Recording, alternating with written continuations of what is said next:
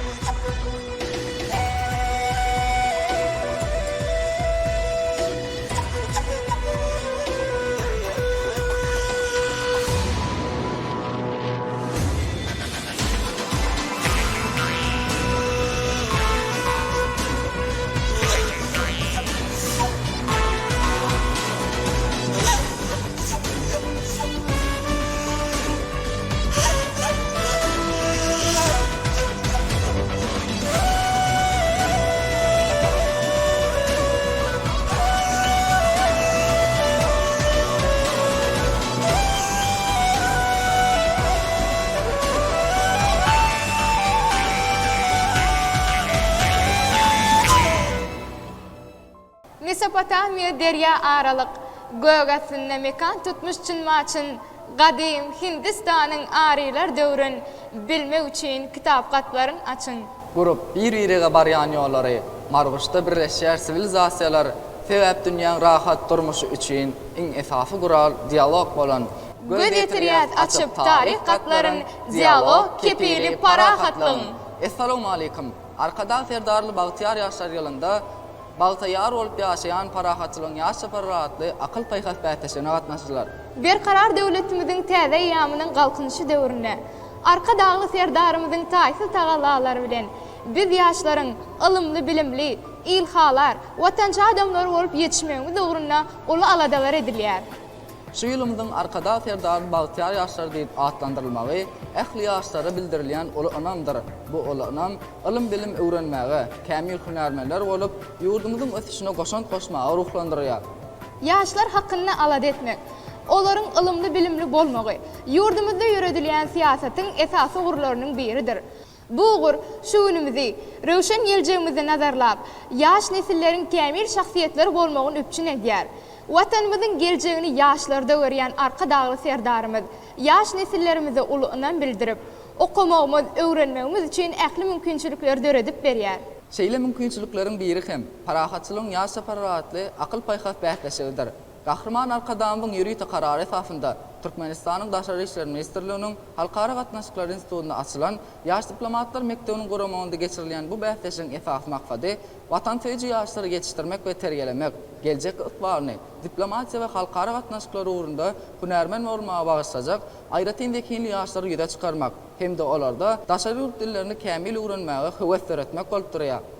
Mälim bolşýaly, bähtäşigimiziň birinji mewsimine üstünlikli çykyş edip, ýeňi şahadany 9 sany mektep okuwçylary häzirki wagtda Türkmenistanyň Daşary işler ministrliginiň halkara gatnaşyklar institutunda okap bilim alýarlar. Arkada Serdar Bagtyar ýaşlar ýylynda bähtäşigimiziň dialog parahatçylygyň kepili gadim ýamyň diplomatik mirasynda Parahatçılık medeniyeti adlı umum şigar aslında geçirilecek sivilizasiyaların diyalogu, adamzat parahatçılığı için bünyatlık esaftır adlı ikinci mevsimizin ikinci yarım final oyununa başlayarız. Gelin ne olsa, diyarımızın dürlü künjöklerinden gatnaşmağa hukuk kazanan okuwçylarymyz bilen tanış bolalım.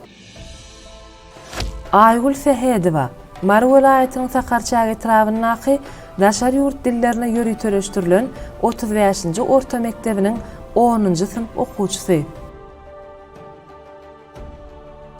Azat Aman Sehedov, Mary welaýatynyň Sakarçagy etrawynyň Şatlyk şäherindäki takyk we tebiği uğurlardan ýöreteleşdirilen 43-nji orta mektebiniň 10-njy sınıf okuwçysy.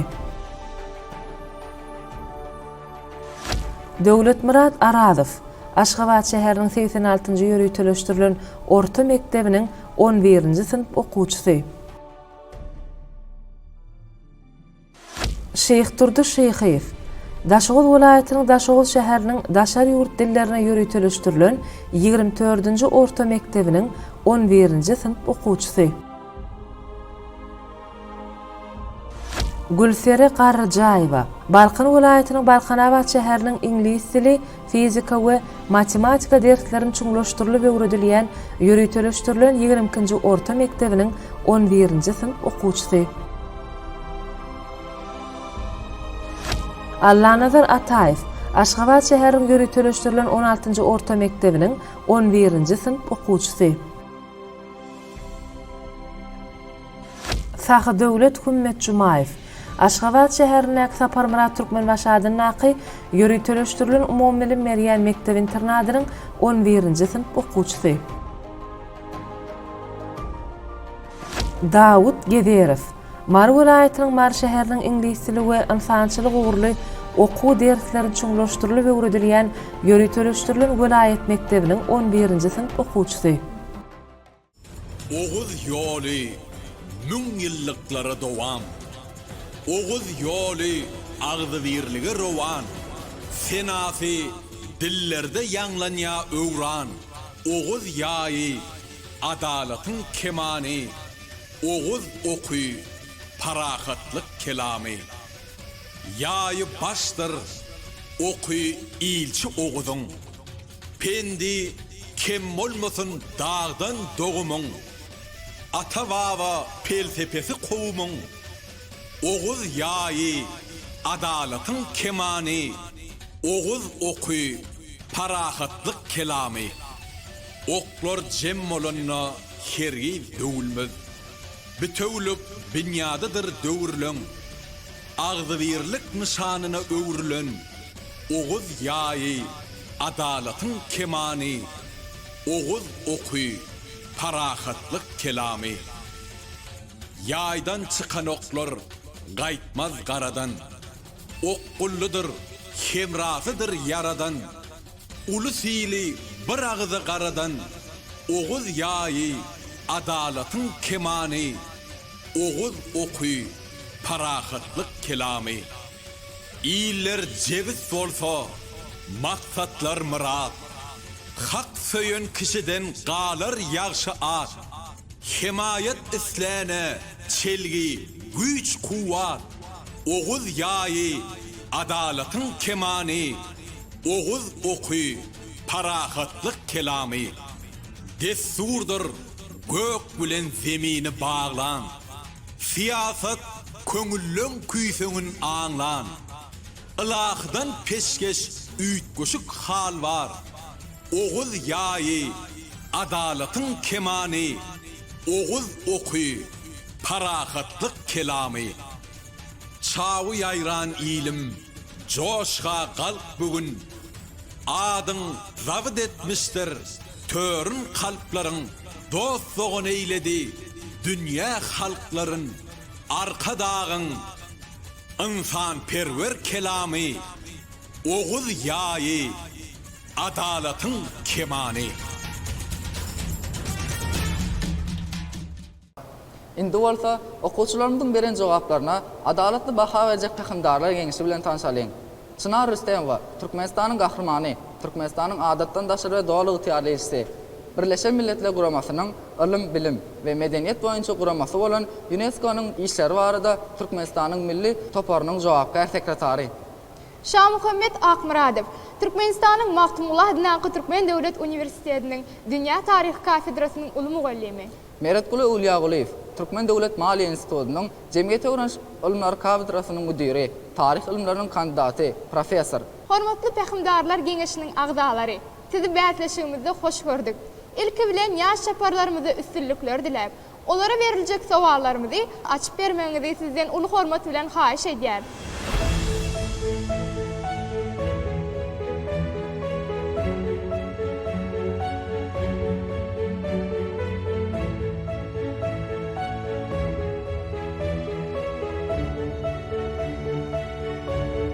Hormatly bäsleşige gatnaşan mekdep okuwçylarymyz, ine şu gün Parahatçylyň ýaş çaparlary atly akyl paýhas bäsleşiginiň ikinji mövsüminiň ikinji yarım final oýunyna başlaýarys. Şu günkü ýarışmamyzyň temasy sivilizasiýalaryň dialogy, adamzat parahatçylygy üçin biniatlyk esastır diýen tema boýunça dowam eder. Emin agzalary bolup hemmemiz şunky Parahatçylyň ýaş çaparlary atly akyl paýhas bäsleşiginiň ikinji mövsüminiň ikinji yarım final oýunyna gatnaşan mekdep okuwçylarymyzyň hemmesine uly üstünlikleri arzu edýäris.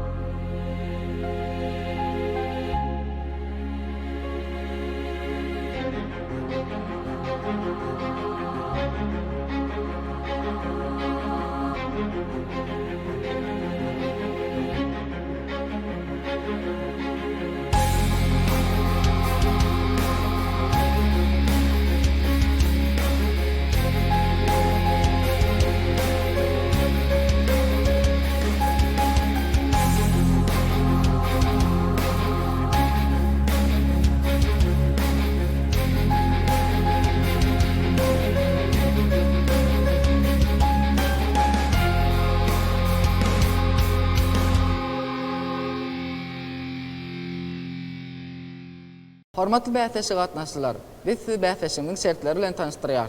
Biziň bäsleşigimiz adatdaky bolşy ýaly 5 san sowal-jogap mendilinden ibarat bolar. Her mendilde beren dogry jogabyňyz üçin siz Oğuz hanyň altyn peýkamyna munasip bolarsyňyz we Oğuz hanyň altyn ýaýyna tarap öňe süýşip, ýeňişe tarap bir adım ýakynlaşarsyňyz. Size berilen sowal üçin 1 minut wagt berler, şonuň üçin ünsü bolup, pikirlenip, sowalyňyza dogry jogap bermäge synanşyň. Hormatly bäsleşigimizde gatnaşyjylar, ikinji yarım final oýunumyzyň birinji mendili derýa aralygyndaky döwletleriň daşary siýasatine we diplomatiýasyna bagşlanýar.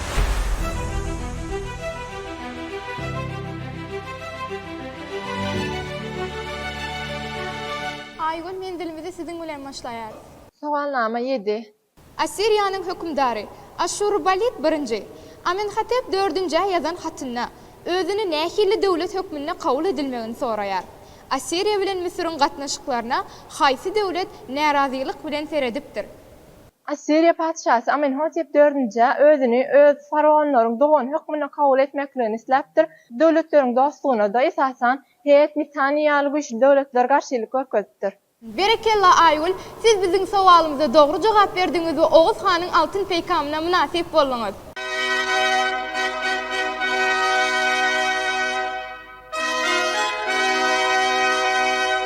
Sowalnama 4. Bu usul halkara gatnaşyklarynda elm dama şogly bolmaýar. Emma Vavilyon paşasy buruna-bur ýaşy ikinji bu diplomatik usul bilen heyet döwletine täsirini ýetirmek başartdyr.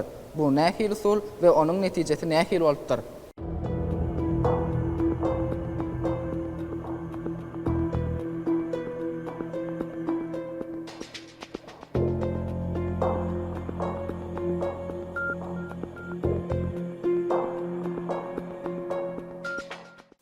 Tarih seçmelerde bilişmedi Ali Vavilyon hükümdarı buruna daş ikinci öz döwründe Misir bilen garşylyklar ýetişýäşi sebäpdenem ýitileşýänligi sebäpli özüne güýçlü dogan garnaş, ýani güýçlü döwlet bilen dost ýaran bolmak isleýär. Oň döwründe iň güýçlü döwletlerden bilen Ket döwlet bolup durýardy. Ket döwletiniň iki tarapyna diplomatik gatnaşyklar ýoly oýnar. Ol Ket döwletini öz gyzyny, ýani bu dogarnaşlyk arkaly özüne dost ýaran bolmagyny isleýär. Ket döwleti bilen ýaranlyga baglanşylýar we birine daş ikinji öz gyzyny berýär. Ýöne het hökümdarlary hiç ýyly wawulýanyna gyzlar bermeýärler. Muny bolsa birine daş ikinji oňa aýtdy: "Siz eýsem bize ýazýan hatlaryňyzda özüňiz bizi dost ýaran hukmuna däl, bizi öz guluňyz ýaly garaýaňyz" diýip haýbat bilen atdy. Ýagny nikah gatnaşyklary ýoly bilen iki san döwletiň arasyndaky gatnaşyklary dostlugyny ýaranlygyny täsir ýetirýär. Berekelle Azat, siz bizim soğanımıza doğru cevap verdiniz, hem de Oğuz Han'ın altın peygamına münasip boldunuz.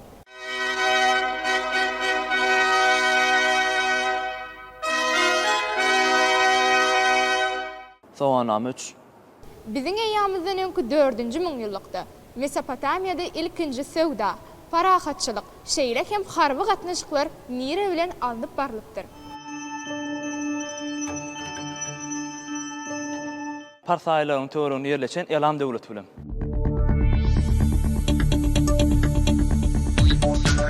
Berekalla Döwlet Murat, siz biziň sowalymyza dogry jogap berdiňiz we Oğuz Hanyň altyn peygamyna münasip boldunuz.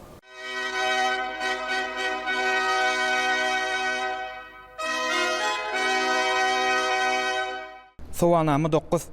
Mitanı padşahı Tuşrat Han'ın haýsy Misir şahdinaryna ýazan haty, döwletde şahdinanyň uly syýasy güýç bolandygyna şaýatlyk etýär.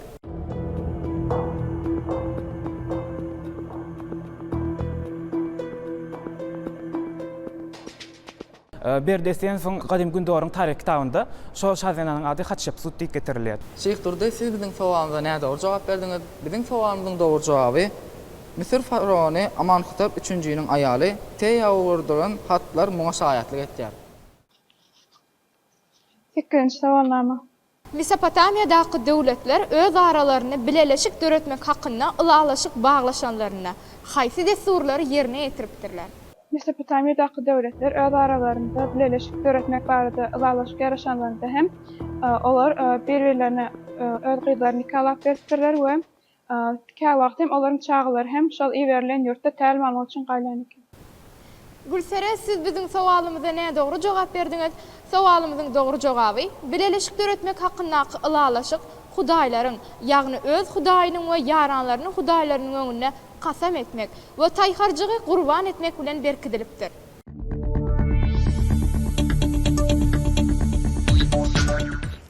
Sovalnama 6. Telamarna arxivinde ýatlanýan elçileri we çaparlary iki topara bölmek bolýar. Olar haýsylar? Doğal ihtiyarlı ilçi. Olar esasen şu Mesopotamiya devletlerine, Xet devletlerine ve başka da Mesopotamiya devletlerine uğradılıptır. İkincisi doğal ihtiyarlı bolmadık ilçiler. Allah nazar, siz biziň sowalymyza näde dogry jogap berdiňiz? Biziň sowalymyzyň dogry jogaby birinçisi aýratyn inanýan wekiller. Olaryň üstü bilen faraon Deryaralygyň, Kiçi Aziýanyň, Kipr adasynyň özbaşdak döwletleriň hökümdarlary bilen gatnaşyklar alyp barypdyr. İkincisi faraonyň diwanyndaky resmi wekiller bolup, olaryň kömegi bilen Misiriň welaýatlary we Misiriň çağındaky şäher döwletleriň hökümdarlary bilen gatnaşyk saklanypdyr. Sovalnama 2. Gadimiýetde Kiçi Aziýada dören Het döwletine nämeler häkimiýetiň nyşany hasaplanypdyr?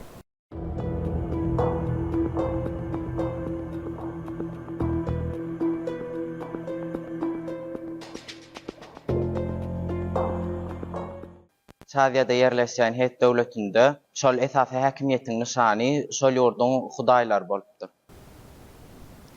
Sahy döwlet, siz biziň sowalymyza näde dogry jogap berdiňiz? Sowalymyzyň dogry jogaby Het döwletinde häkimiýetiň nyşany hökmüne taht we skipetr, ýagny padşalyk şeşmeri hasaplanypdyr. Sovalnama 5. Babilon hökümdary Kadaşman Elil 1-nji nikah diplomatiýasy meselesinde Amanhotep 3-nji hat ýazýar. Ol hatynda Amanhotep 3-nji näme babatda nägilelik bildiripdir? Yani Elil Amanhotep'den 3-njiden öz gyzyny şoňa durmuşa çykarylmagy sorýar. Emma Amanhotep türlü bahanlar tapyp, yani olaryň beýlek döwletleri durmuşa çykarasy gelmeýändi barda aydyp ýanky elli ýyla öz gyzyny durmuşa çykarmaýar we bu ýagdaýdan 50 ýyl näýili bolýar. Berekella Davud, siz bizim sowalyňyza dogry jogap berdiňiz hem-de Oğuz hanyň altyn peýkamyna münasip boldyňyz.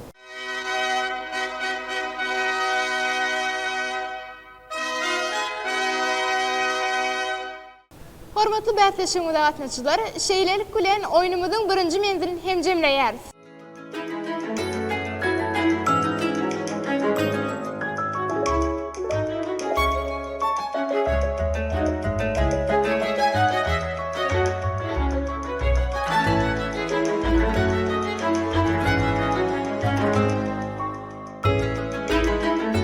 Hormatly bäsleşigimize gatnaşyjylar, bäsleşigimiziň ikinji menzili Misiriň daşar siýasatyna we diplomatiýasyna başlanýar.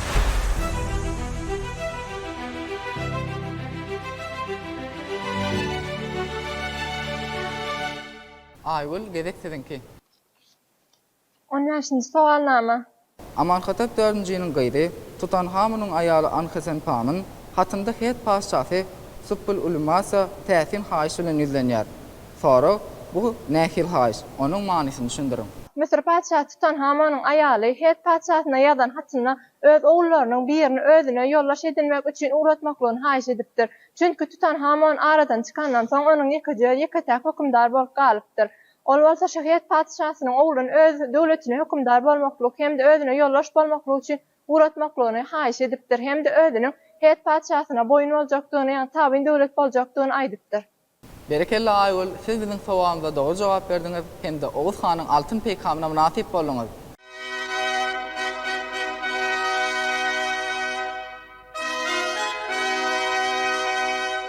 Sowalnama 12. 13-nji nesil şalygyň faraonlary barada gürrüň berýän eseriň gahrymany Sinuhet şu aşagdaky sözleri haýsy iki döwletiň arasyndaky ilçi çapar alışmak esasynda gatnaşyklaryň ýola goýulanlygyny tasdikleýär.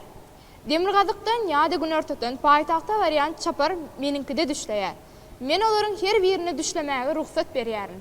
Bilşimiz ýaly taryh çeşmelerdäki Sinuhet öz döwletine gidip Sina ýarymadasyna yerleşmeli bolýar wagtlança. Ol eserde aýdyşyna görä, şo Demirgazyk bilen Günorta aralygynda ilçiler men üstünden geçýär. Ýagny Misir bilen Aziýanyň arasyndaky ilçiler Sina ýarymadasynyň üstünden geçýär. Berekella Azat, siz bizim sowalymyza dogry jogap berdiňiz we Oğuz hanyň altyn peýkamyna münasip boldyňyz.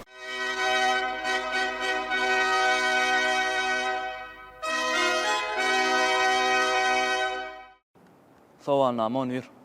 Amanhatep 3-nji we Amanhatep 4-nji döwründe ilçilerin elderilmesiligi, olaryň diplomatik immuniteti halkara hukukynda umumy girilendildigine öwrülmändir.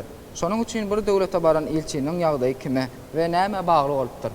Bilşimiz ýaly Misir Amanhatep 3 ýa Amanhatep 4 ýani Echnatonyň döwrüne Misiriň daşar siýasaty bir näme peselýär, sebäbi dawalardan zerarly. We şoňa laýyklykda olaryň dol hukukly ilçileri baran ýurtlaryna alyp baralan siýasata bagly we baran ýurtunyň hökümdaryna bagly bolupdyr. Hemme bar alyp baralan diplomatik gatnaşyklar. Berekella Döwlet Murat, siz bizim sowalyňyza dogry jogap berdiňiz hem-de Oğuz hanyň altyn peýkamyna münasip boldyňyz.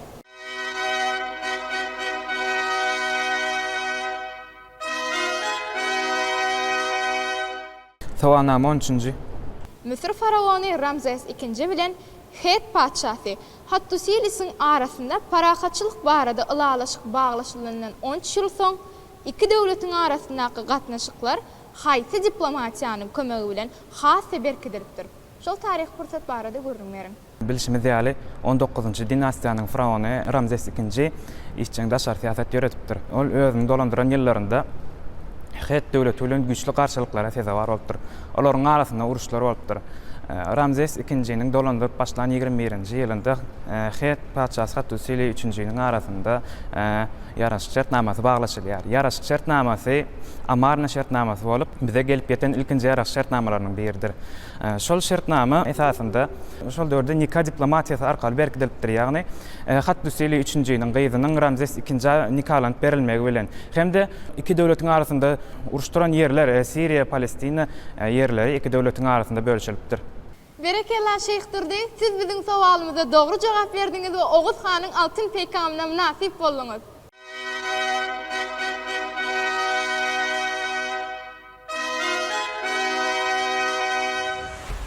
18-nji sowalnama. Tawin ýa-da kuwaty petrek döwletleriň hökümdarlary Misir we Heyet padşalaryna hökümdar ýa-da hojaýyn ýaly sözler bilen birlikde köplenç haýsy derejäni ulanýarlar. Alimlaryň bellemegine görä, bu ýüzlenmäni heyetler Misirlilerden miras alypdyrlar.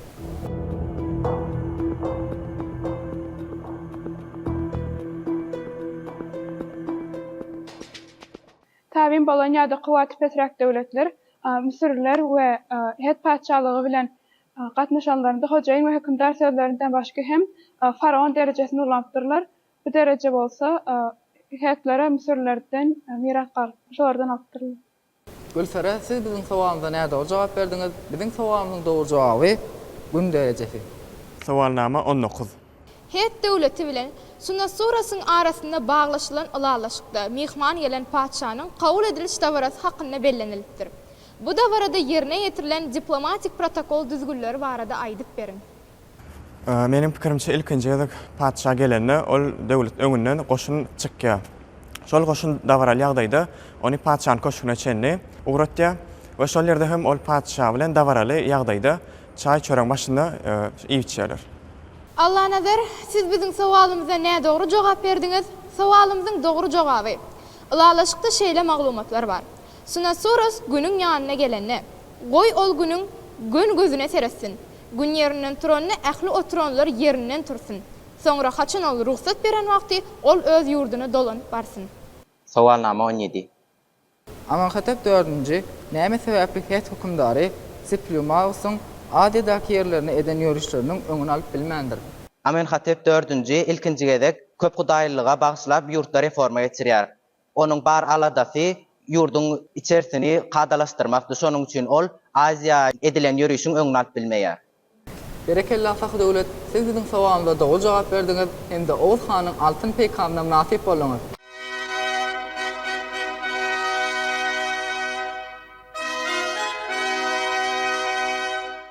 Sowalnama 10.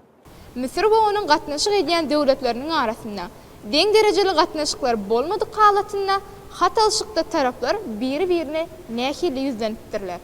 Misir hökümdarlary öz garamagynaky döwletlerine edil hyzmatkarlar ýani gulýaly beripdirler. Öz garamagynaky döwletler bolsa öz gezeginden faraonlary, hojaýyn ýani öz derejesini beýik bolan üçin olara hormat hökmüne şeýdi wagtlandyrdylar.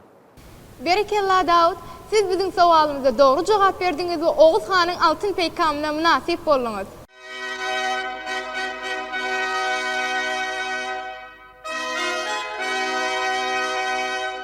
Hormatly bähteşimizde gatnaşdylar. Biz bähteşimden ikinji mendilini hem jemleýär.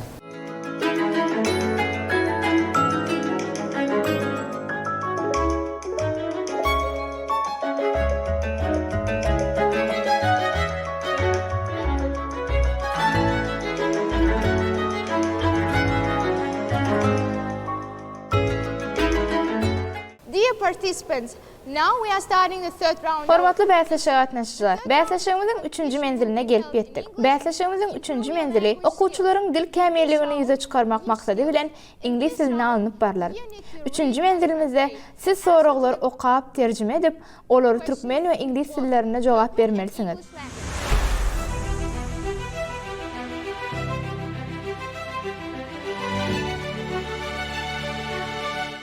Now we are starting our third Indi bolsa menzilimizi Aýgul siziň bilen başlaýarys. Question number 28. Why did Metehan live in the palace of your king when he was a child? Soalnama 28. Näme üçin Metehan çağa wagty beýleki padşanyň köşkünde ýaşapdyr? Because they wanted to protect fighters and they don't believe in another country. So they Metehan live in another country. Beýleki hökümdaryň köşkünde ýaşadylmagynyň sebäbi her hökümdar bir-birine padşalaryň, şahzadalaryny saklapdyrlar. Beýleki döwleti ananmaçylyk edip, şonuň ogluny saklapdyr. Egerde garşylyk görkezden ýagdaýynda saklanýan şahzada bilen gorkudypdyrlar. Congratulations. Siz bizim sowalymyza dogry jogap berdiňiz we Oğuz hanyň altyn peýkamyna munasip bolňyz.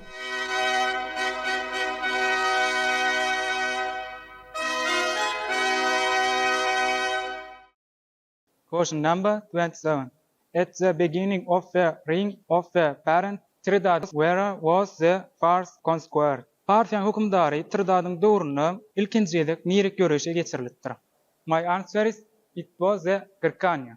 Tridadın ilkinci öreş geçiren yeri Gırkanya bolupdyr. Berekella azat, siz bizin sowalyňyza dogry jogap berdiňiz hemde Oğuz hanyň altyn peýkamyna munasip boldyňyz.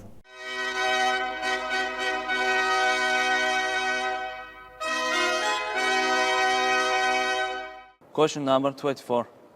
What reforms did Metehan implement to strengthen the central government? Soalname 24. Metehan merkezi hakimiyeti güçlendirmek için haýsy reformalar geçiripdir? Metehan divided the Hun Empire into the 84 provinces. Metehan Hun imperiýasyny 84 welaýata bölüpdir. Berekella Döwlet Murad. Siz bizim sowalymyza dogry jogap berdiňiz we Oğuz hanyň altyn peýkamyna munasip boldyňyz.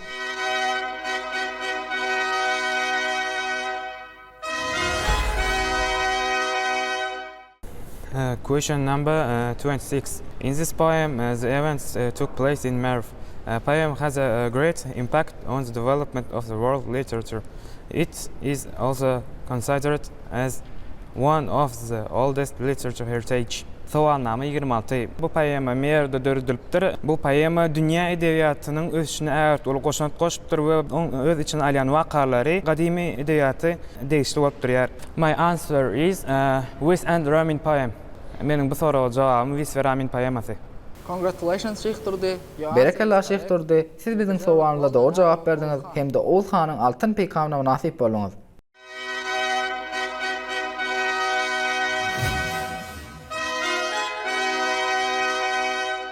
Question number 29.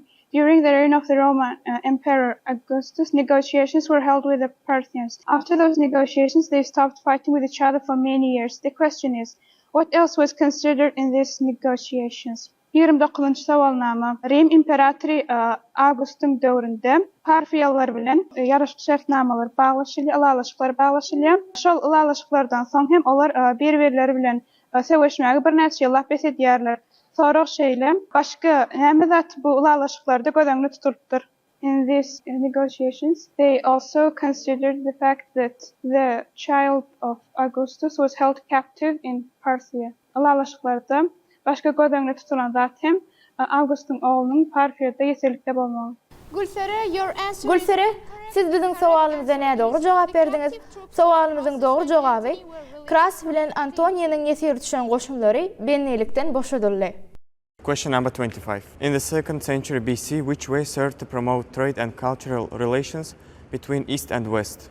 Sowalnama 25. Biziň ýamzynyň 2-nji asyrda haýsy ýol, haýsy ugur, medeniýet we sewdany üçin etipdir? I think it's a Great Silk Road. Men pikirimçe bu Beyk Ipek ýolu. Congratulations Allah'ına. Berekella Allah'ına. Siz bizin sowalymyza dogry jogap berdiňiz hemde Oğuz hanyň altyn peýkamyna munasip boldyňyz.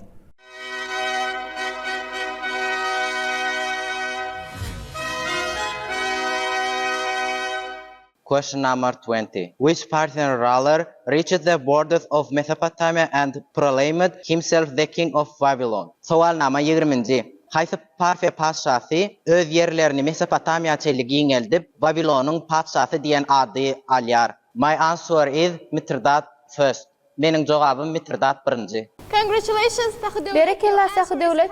Siz bizim sowalymyza dogry jogap berdiňiz we Oğuz hanyň altyn peýkamyna munasip boldyňyz.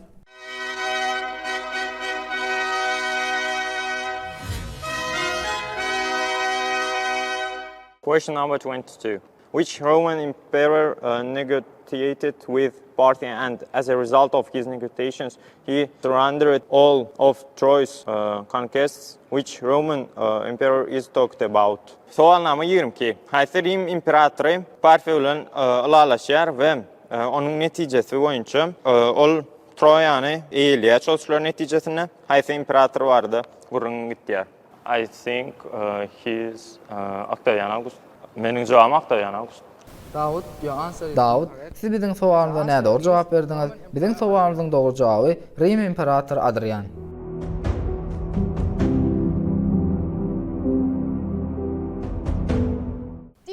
Hormatly bätleşe gatnaşylar, ine şunuň bilen bätleşigimiziň 3-nji menzilini hem jemleýäris.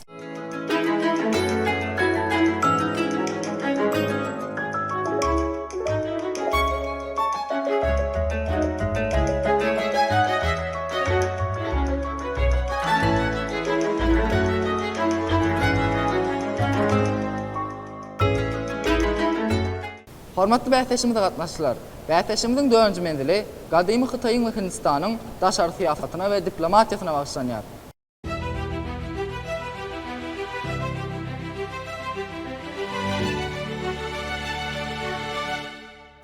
Aýul, gedekdiňki. Soalnama 38. Gadymy Hindistanyň halkara gatnaşyklaryna meşgul bolan syýasatyň 4 usulyny aýdyp beriň. İlki bilen düşmanyň diplomatik usul, gepleşikler usuly bilen özüňe tabyn etmäge çalışmak, özünden agzyny alartmak usuly, soňra satyn almak usuly. Egerde şol usullaryň üçisi hem işe yaramadyk ýagdaýynda, ýani basyp almak, uruş usulyny ulanmaklyk barada aýdyrýar. Berekelle aýul, siz biziň sowalymyza dogry jogap berdiňiz hem-de Owuz hanyň altyn peygamyna münasip bolýaňyz.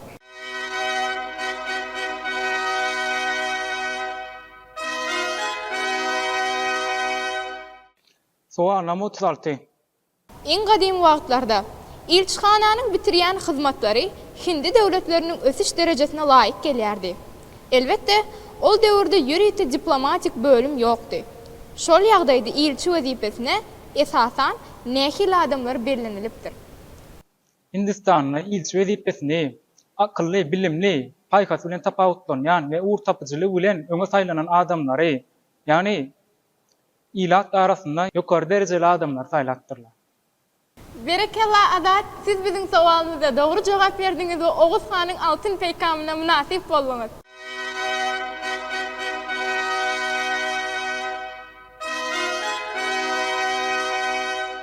Soalnama 33. Uruş strategiyasy babatda gadymy Hindistanda Mauryalar döwleti döwründe ilk iki ýaranlyklary, soňra Mandaryň töwerendeäki düşmanlary, iň soňunda bolsa has güýçli imperiýalar basyp almaklyk maslahat berilipdir. Hatda bir owal denanyň Chandragupta Maurya basyp alýan strategiyasy barada beren durmuşy tapagy hem saklan galypdyr. Ol nähil maslahat bolupdyr. Chandragupta Mauryanyň owal denanyň beren durmuşy tapagy şeýle tesirlenýär. Bir gün owal denan ýany öz çağajagyna çörek pişirip berenmişim. We şu çörejeğim o çağaja bolsa orta arasyndan ýenmişim. A bu bolsa orta arasyndan ýip ondan soň çörek taşlanmışym, ondan soň owal denan şu eje şu çağajasyna diýenen sen edil Chandragupta Mauryalyk döwletiň esasy merkezine çözýarsyň. Esasy merkezine çözdüp sen güýçli döwletiň merkezine barýarsyň. Bu ýalňyş. Ol şol maslahatyna beren durmuş tapagyna Chandragupta Mauryanyň alyp baran, ýani Nandalar döwletine garşy alyp baran syýasatyny düşündirdi. Sebäbi Chandragupta Maurya Nandalar döwletiniň merkezini basyp alan soň daş töweregi Nandalar ýurdu bilen gurşap alındy. We bu bolsa on bir näçe aýlap töwüşip biraz kynçylyklar görmege sebäp bar etdi. Berekella döwlet Murat, siz biziň sowalymyza dogry jogap berdiňiz hem-de Owuz hanyň altyn peygamyna münasip boldyňyz.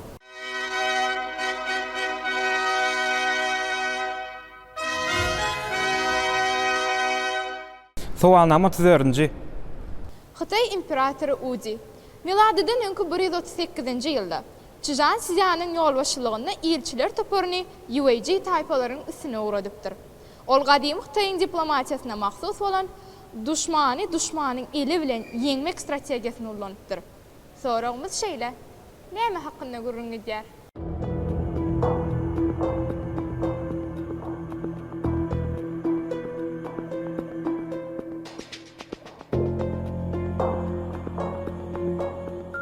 Hytaýyň imperatory Uji şu öz ilçi Çijansyany UAG-läriň üstüne goýarýar. Täwäse şol wagty Uji hunlar bilen arasy gowy däldi. Ol hunlara garşy yaran toplamak üçin UAG-lere garşy goýarýar. Täwä UAG-ler hunlaryň düşmandy. Şoň ýerinde ýaşaýan taýpa UAG-ler bilen dil birikdirip hunlara garşy uruş etmekçidi. Şol sebäpli Çijansyany goýarýar, emma UAG-ler oňa ret jogap berýärler, sebäbi UAG-ler hunlaryň ýerinde ýaşaýarlar. Şol sebäpden Çijansyany özlerinde tutuklukda alyp galýarlar. Berekella Şeyhturdy, siz biziň sowalymyza dogry jogap berdiňiz we Owuz hanyň altyn peygamyna münasip boldyňyz.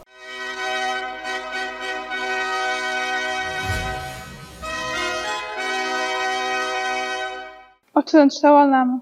Chandragupta Mauryanyň weziri we baş geňeşçisi bolan Kautilya şol döwürde Hindi topraklarynda 20 goly onuq döwletleriň bolup, olaryň arasynda özara bäsleşiklikleriň bardygyny ýalmak bilen şol döwletleri nähil usul arkaly birleşdirmegi maslahat beripdir. Chandragupta Mauryanyň weziri bolan Kautilya şol döwürdäki awnuq döwletleriň hem belli bir baş döwlet saýlap hemmesini şo bilen gatnaşyp taklap belli bir merkezi döwlete birleşmeli maslahat beripdir. Berekella Gülsara, siz bizim sowalyňyza dogry jogap berdiňiz hem-de Oğuz hanyň altyn peýkamyna munasip boldyňyz.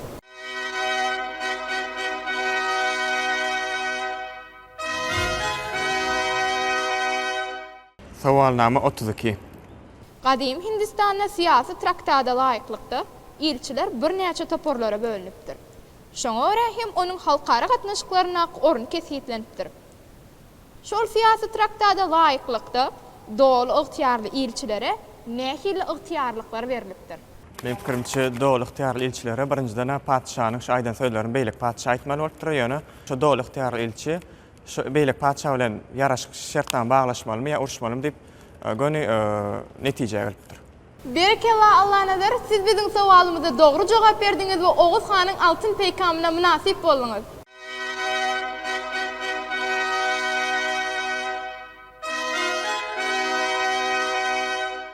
Sowalnama 31. Pinçen sewşinden soň ýeňilşe sedawar bolup, ordan ýetirlikden gaçma başlaran Lüban metahany näme teklip edipdir? Tarihten belli bolşýaly, Pinçen sewşinde Lüban metahanyň elinden zordan gutulýar, soň bolsa metahany garyndaşlyk we ýaranlyk şertnamasyny baglanşmak teklip edýär. Berekella saky döwlet, siz bizim sowalyňyza dogry jogap berdiňiz hem-de Oğuz hanyň altyn peýkamyna munasip boldyňyz.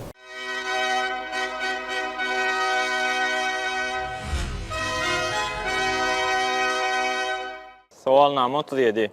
Gahrman Arkadağymyzyň Türkmenistan Bitaraplyk Mekana adly kitabyna bellenşine görä, biziň eýýamyzdan öňkü 1-nji asyrda Parfiya şah döwleti Rim imperiýasy bilen şertnamanyň nähili görnüşini baglaşypdyr. Parfiya bilen Rim arasynda bir taraplyk şertnamaty baglaşylýar. Berekella Dawud, siz biziň sowalymyza dogry jogap berdiňiz we Oğuz hanyň altyn peýkamyna munasip boldyňyz.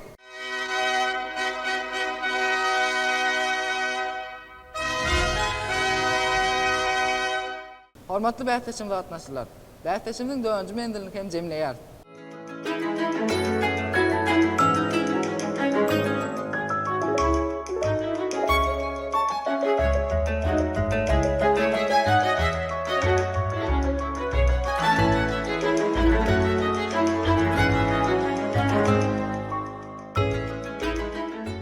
Hormatly bähteşi gatnaşyjylar, gelin bolsa Pähimdarlar Geňeşiniň agzalaryna söz bereliň. Parahatçılığın yaş şaparları adlı akıl payhas bäsleşiginiň ikinci yarım final oyununun 4-nji mendili tamamlandı. Onun dowamynda Aýgül Sähädow, Azat Aman Sähädow hem-de Döwletmurat Arazow soralara dogly we dogry jogap berip bäsleşigiň jemleýiji finalyna gatnaşmaga hukuk kazandylar. Şeýle hem bäsleşige gatnaşan 3 sany okuwçy Şeýh Durdy Şeýhiýew, Sahy Döwlet Hümmet Jumaýew hem-de Dawud Gezerow her aýsy 3 okdan gazanyp orta çykdy we olar hem häzir bäsleşiň 5-nji mendilinde özara ýarşarlar. Hormatly bäsleşigimize gatnaşyjylar, bäsleşigimiziň 5-nji mendili gadymy günnägörüň halkara gatnaşyklaryna we diplomatiýasyna bagşlanýar.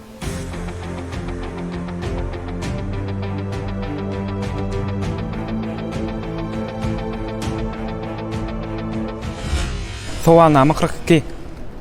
42-nji sowalnama. Çyjwansi traktadyna görä, Konfusiy ilçi hökmüne uğradylan padşanyň oğluna ýoldaşlyk edipdir. Şol diplomatik gepleşiklerde ilçe has agyr düşýän ýagdaý näme diýip belläp geçär.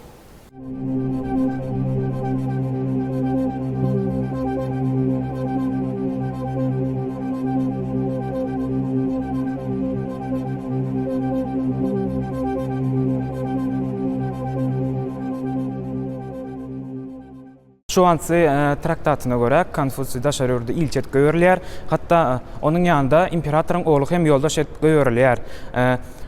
Şol döwürde Konfusiy belli filosof bolupdyr. Şol ilçi bolup gidende onuň ýanynda imperatorun oğlu hem gidýär. Bu ýagdaý bolsa Konfusiýnyň ýagdaýynyň has aglaşmagy terýär sebäbi şol imperatorun oğlu daşar ýurtlaryny bilmeýärdi. Şol sebäpden hatda ol daşar ýurtlaryny däpde söýlerini bilmeýärdi. Şoň üçin Konfusiýa bu ýagdaý agyr düşýär hem-de şol sebäpden ol hem daşörtde ilçi bolup şol döwletde diplomatik gatnaşyklary arada kepleşýär hem de şol däpler we diplomatik gatnaşyklary arada paçanyň oğluny hem öwredýär. Şu ýagdaý kyn ýagdaýda goýar Konfutsiýny. Şeyh Turdi, siz bizim sowalymyza näme dogry jogap berdiňiz? Sowalymyzyň dogry jogaby Konfutsiýnyň bellemeğine göre dünyadaki en kıyın zat şatlyk ýa-da gahar sözlerini bir tarapdan beýleki tarapa ýetirmekdir. Olar şatlykdan ýaňa bir-birlerine ýakymly sözler dökýärler, gaharly wagt bolsa gazaply sözler aýdýarlar.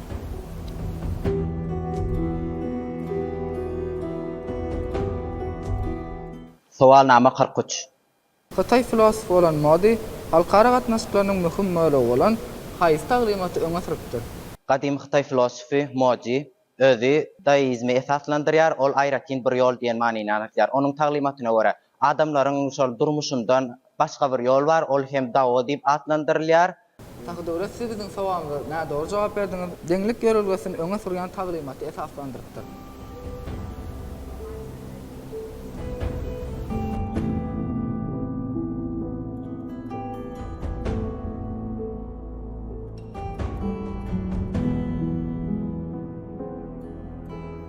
Ondan sowalnama. 14-nji sowalnama. Telel Amarna arhiwindäki hatlaryň şaýatlyk etmegine görä, Misirde ilkinç Reçenu ýurdunda ýokarky Misiriň hökümdarlarynyň gözleri, aşaky Misiriň hökümdarynyň gulaklary diýilen resmi derejäni götüren wekilleriň wezipesi näme bolupdyr?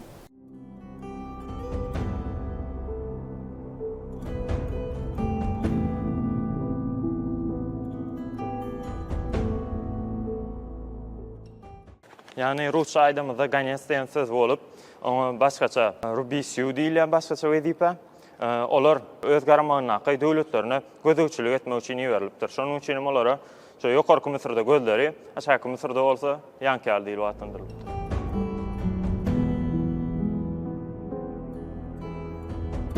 Berekella Daud, siz bizim sowalymyza dogry jogap berdiňiz we Oğuz hanyň altyn peýkamyna münasip boldyňyz.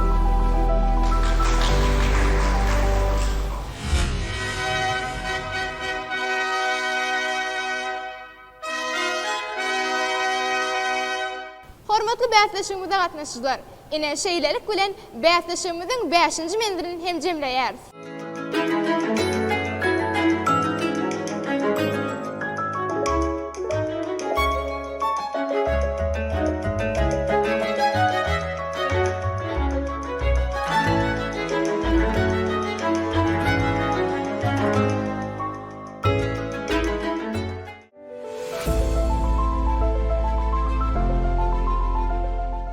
Hormatly bäsleşigimize gatnaşyjylar, gelingine bolsa Parahatçylyň ýaş şaparlary atly akıl paýhas bäsleşiginiň 2-nji mewsüminiň 2-nji ýarym final oýunynyň ýeňjilerini eglan etmek üçin Pähimdarlar Geňeşine hormat bilen söz bereliň. Hormatly şuňky Parahatçylyň ýaş şaparlary atly akıl paýhas bäsleşigine gatnaşyjylar, şeýlelikde bu bäsleşigiň 5 menzilden ibarat bolan 2-nji ýarym final oýuny üstünlikli tamamlandy. Olaryň arasynda Aýgul Sähädowa, Azat Aman Sähädow, Döwlet Murat Arazow hemde Dawud Gezerow. Biz olary tüýsürekden kazanan ýeňişleri bilen emin agzalarynyň adyndan gutlaýarys. Hemde olaryň hemmesine okuwlarynda, durmuşynda uly üstünlikleri arzu edýäris. Hormatly bäsleşigimize gatnaşyjylar, gelinginde bolsa Türkmen diplomatiýasynyň taryhynyň milli nişanyna öwrilen Oğuz hanyň altyn ýaýyn we peýkamyny galdyrmak desturyny ýerine ýetireliň.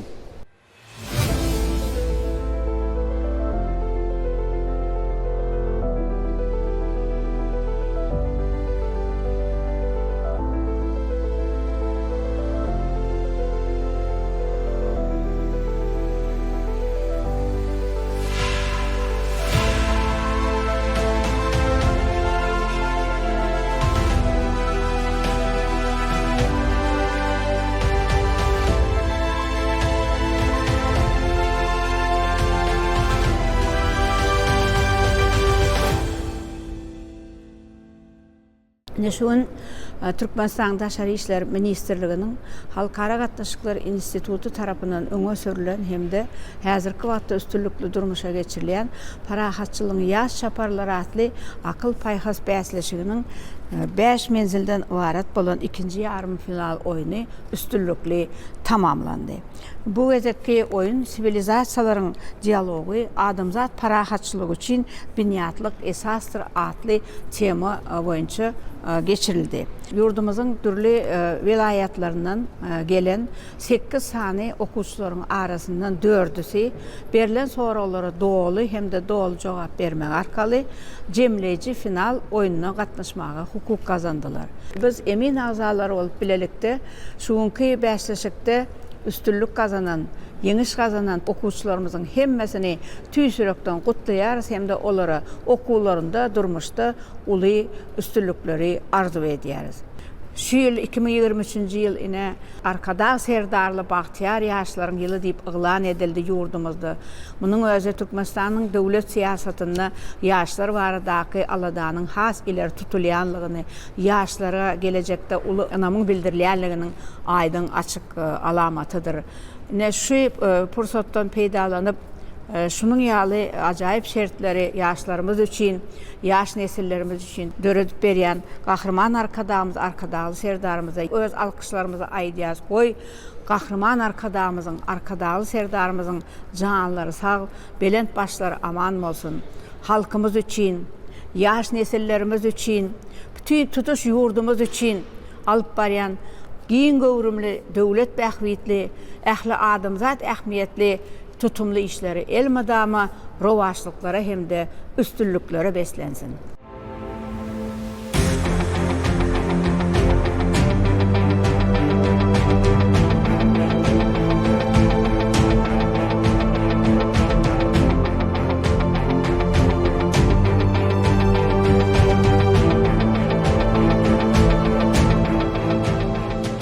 Hormatly bäsleşik gatnaşyçylar, ine şunuň bilen parahatçylygyň ýaş çaparlary atly akyl paýhas bäsleşigimiziň ikinji mewsumynyň ikinji ýarym final oyunyny hem geçirip gutarýarys. Şu pursatdan peýdalanyp biz hem parahatçylygyň ýaş çaparlary atly akyl paýhas bäsleşigimiziň birinji mewsumynyň ýeňjiler hökmünde şu günki oyunumyzda üstünlükli çykyş eden ýaş çaparlarymyzy tüýsürekden gutlaýar. Şeýle hem bäsleşigimiziň jemleýici final oyunyna gatnaşmaga hukuk kazanan mektep okuwçylarymyza ol üstünlikleriň ýar bolmagyny arzu edýär.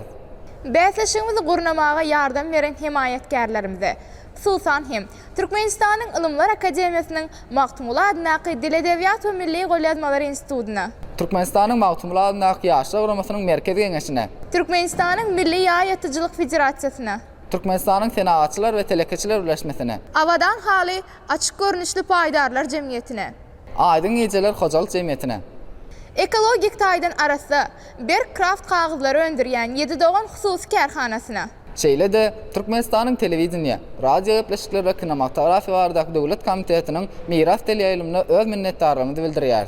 Gahrman arkadamyň öňe ýaşlar bilen diň öňe diýen parafatly siýasatyny özünde görelde edinip, arkadaly serdarymyz eýil günümizde, ata watanymyza, gerekli we paly ýaşlaryň biri bolup ýetişjekdigimize, şükür bagşynyň dutaryndan sazalyp çykan parahatçylyk owaz ýaly ýurdumyzyň adawraýyny arşa galdyrjakdygymyza tüýsürekden anandyrýar.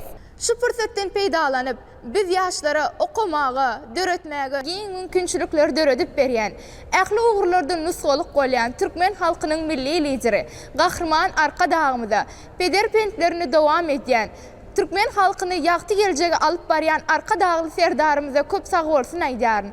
Goý gahrman arkadagly serdarymyzyň janlarynyň sag, ömürleriniň uzak, il ýurt bähwetli, umumy adamzat ähmiýetli tutýan tutumly işleri hemişe rowaşlyklara beslensin.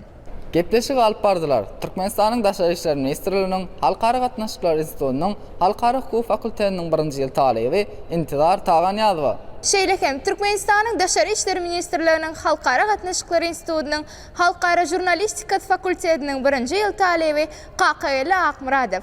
Ýene-de ýagşy günlerde diýdarlaşançak, hoş, sag bolun.